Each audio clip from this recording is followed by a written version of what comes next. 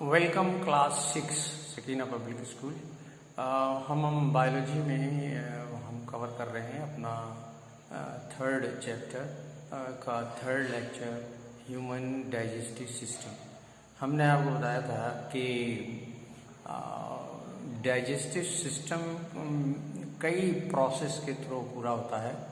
उसमें सबसे पहला प्रोसेस है इंजेशन। इंजेशन का अगर हम डिक्शनरी में मतलब देखने जाएंगे तो पता चलेगा कि निगलना। तो जाहिर है कि हम जो भी हमारा न्यूट्रिशन, जो भी हमारा फूड है, जो बैलेंस हमारी डाइट है, उसको हम थोड़ा थोड़ा करके बैठ के खाते हैं। इसको हम खाना खाना कहते हैं।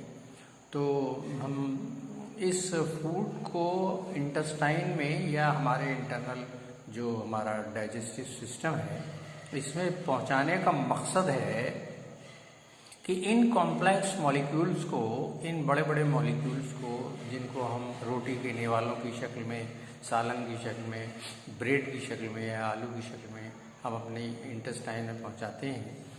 हमारा मकसद है इन न्यूट्रिशन के इन कंपोनेंट्स को, जो कि कॉम्प्लेक्स मॉलिक्यूल हैं, इनको हम सिंपलर मॉलिक्यूल्स में कन्वर्ट कर दें।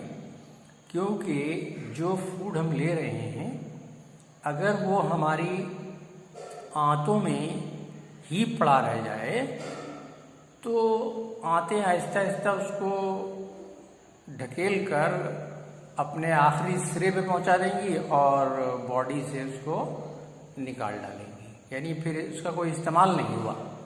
यानी हमने इतनी मेहनत की, चबाया, उसको पहुंचाया, लेकिन उसका डाइजेशन नहीं हुआ।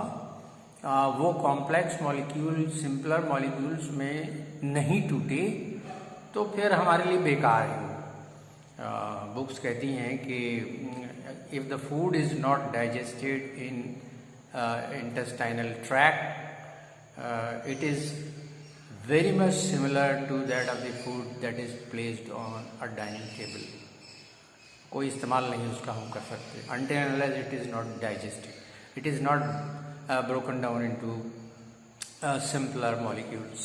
simpler molecules से करने का क्या मकसद है, क्यों हम चबा रहे हैं दांतों से, हमारे यानी 32 दांत मुंह में चबा रहे हैं, फिर चबाने के बाद उसको ढकेल देते हैं, उसके बाद केमिकल्स उसके ऊपर जुटते हैं, एंजाइम्स उसके ऊपर जुटते हैं, स्टमक में कुछ एसिड भी उसके ऊपर अपना कार्रवाई करता है।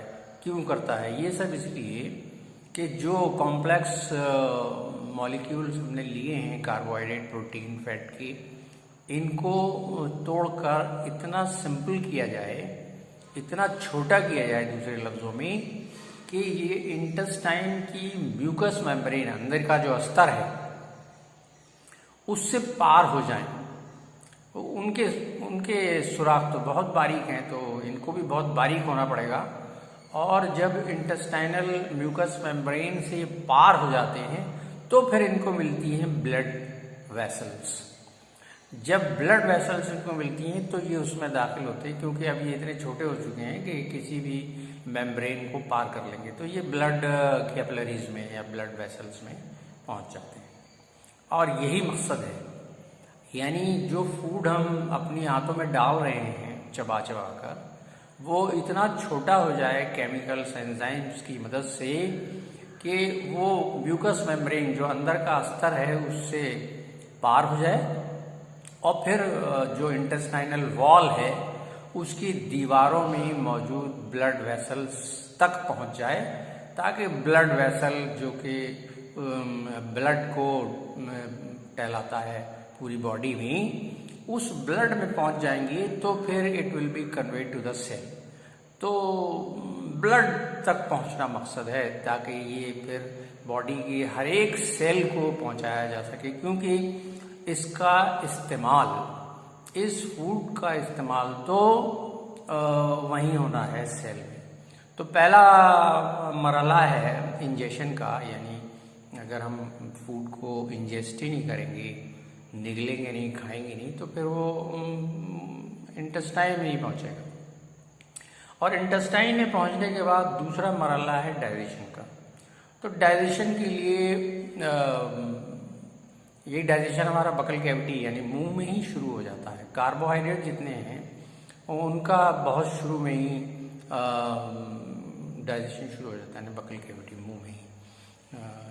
इसका उदाहरण अगर आप मतलब एक घर पे एक्टिविटी करना चाहें तो देखिए आपको पता चल जाएगा।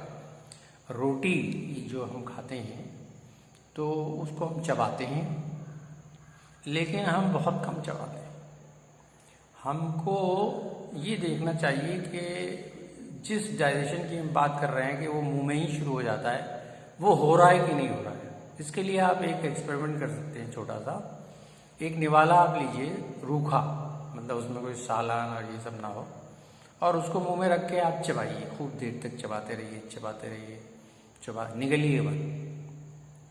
कुछ देर में आप महसूस करने लगेंगे कि उस निवाले में जो आप चबा रहे हैं मिठास बढ़ती जा रही है।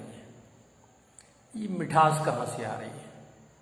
ये मिठास आ रही है उस डाइजेशन के नतीजे में जो आपके मुंह में हो रहा है, यानी कार्बोहाइड्रेट को सिंपलर मॉलिक्यूल्स में तोड़ा जा चुका है, यानी कॉम्प्लेक्स मॉलिक्यूल यानी पॉलीसैकेराइड, डाइसैकेराइड, ट्राइसैकेराइड, टेट्रासैकेराइड को मोनोसैकेराइड या ग्लूकोज में बदला जा चुका है।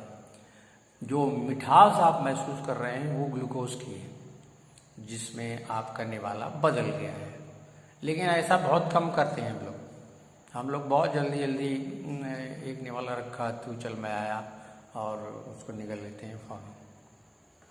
तो इसका मतलब ये है कि जो काम हमको बकल कैविटी में दांतों की मदद से, ज़बान की मदद से करना था और सलाइवा की मदद से करना था, वो काम हम कर नहीं रहे पूरा, और हम खाने को ढकेले रहे इंटेस्टाइन में ही। और सारा लोड अब इंटेस्टाइन है वो भी खाने को कुचलती है।